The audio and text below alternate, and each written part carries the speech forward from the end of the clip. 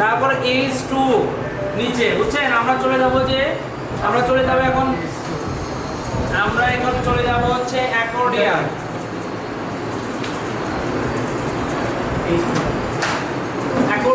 অ্যাকর্ডিয়ানে এসে আমরা কি করব, এই যে 2 নাম্বার যে অ্যাকর্ডিয়ান আছে না, ফ্লাশ, এই ফ্লাশ অ্যাকর্ডিয়ানটা আমরা কপি করব, কোড কপি করব।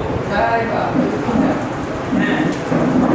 কোডটা কপি করার পর এর ভিতরে আস্তে করে ছেড়ে দেব। কোড করার হয় 2 নাম্বারটা। আচ্ছা, কপি করছি সবাই? হ্যাঁ,